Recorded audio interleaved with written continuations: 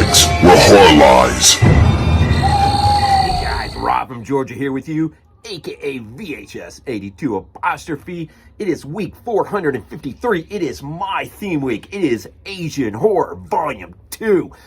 Yeah, I'm excited and stoked because I'm finally getting to talk about this thing, man. The sadness. Jabbaz, Taiwanese horror, made right in the thick of or you know, slightly right in the middle or coming out of the pandemic that was the COVID. Of course, Taiwan dealt with it pretty well, and but Jabbaz's film, man, being a violent, Rue Morgue calls it the most violent, depraved zombie film ever in film history. Is it?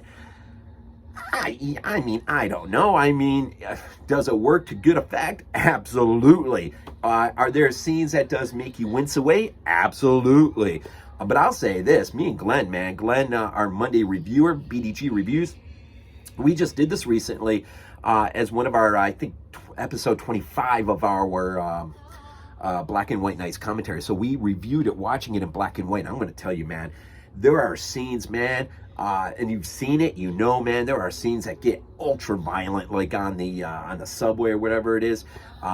And you watching it black and white, it's even worse, man. There are scenes in here that you think are bad in color, but you watch it in black and white, it seems weird. But that's why we do these black and white night commentaries, is we invert things, and man, and we just, it's one of the things black and white does is washes out some of the CGI that's a little bit noticeable.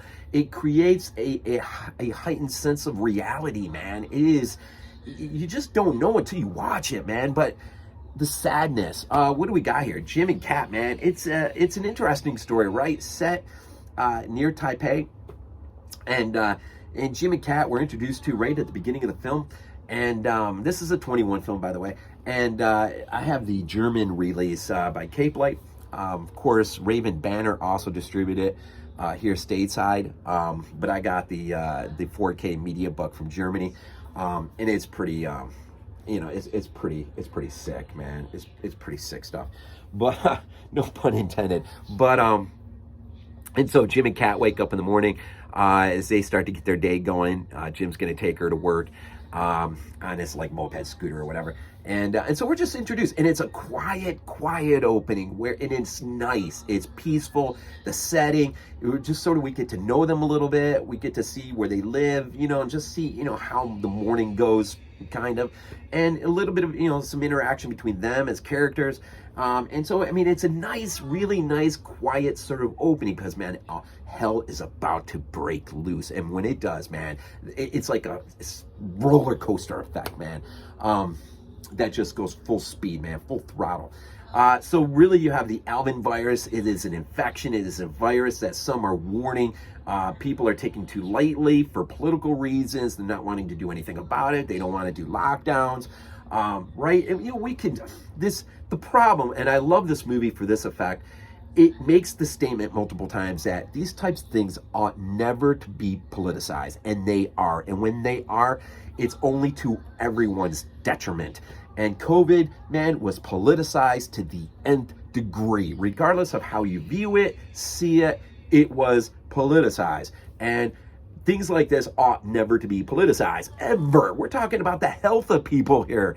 And so, you know, this Alvin virus is mutating, and it's about to break out into a new form. And what it does, it basically just rips away the scales of whatever restraint man has from doing those inexplicable things that normally he would never do in a million years, but he may entertain them in his mind, but never act upon them. And here the virus basically pulls that away, and man suddenly starts to act on his most depraved inner thoughts and emotions, and just lost in everything else. And what people will do, man, and it's mind-bendingly almost refreshing in a way that we're reminded just how sick people are, man, or can be, man. And there's something wrong with us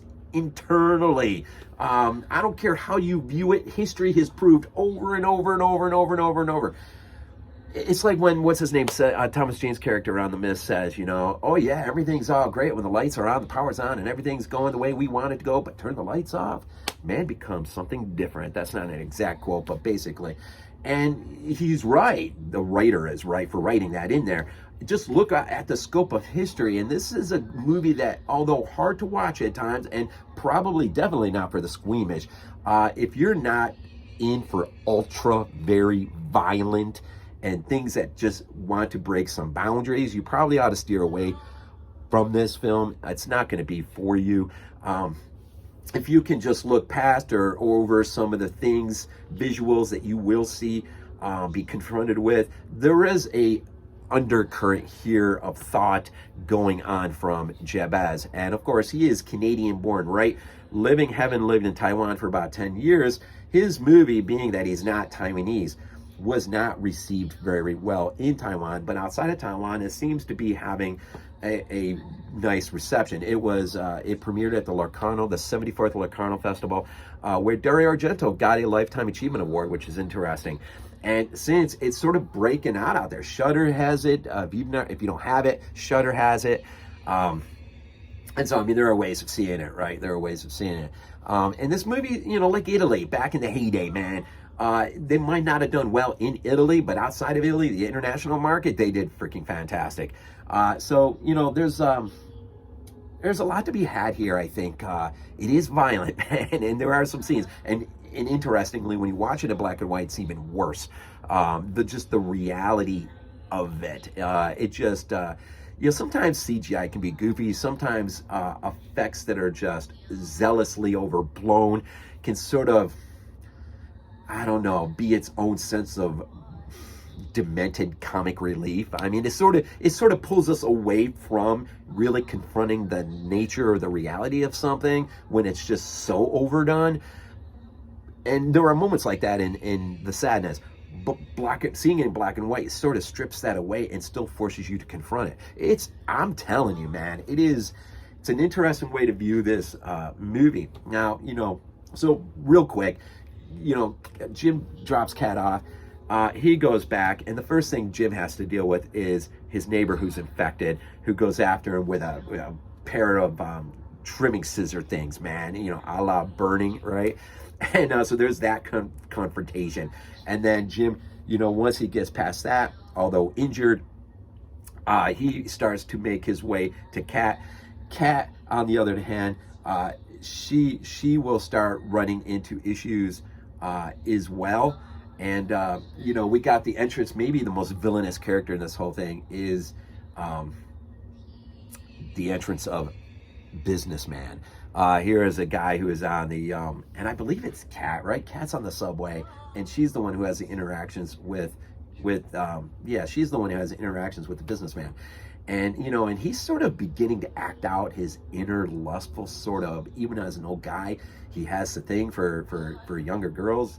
And he, while not infected, it's starting to take hold a little bit. And so he starts to act out a little bit on impulse, and this becomes more of a verbal confrontation between him and her. And at that moment, of course, there is an act of violence that is unparalleled, man. It is just crazy. And then it doesn't take long for Businessman to become infected, and he will become sort of your main antagonist of this movie. And then Kat will befriend a girl named Molly, who comes across as your typical very, very, very, very, and I do not mean any disrespect to this at all, but very average sort of appearing character, and yet someone who seemingly has had such a hard life is now on the receiving end on some of the most barbaric acts of violence committed just against her, which ultimately will have a transformational effect on her that is one for the ages, man. I mean, it is, talk about creepy Molly. I mean, if you don't walk away from anything, you'll walk away the Molly effect, we'll call it the Molly effect, towards the end.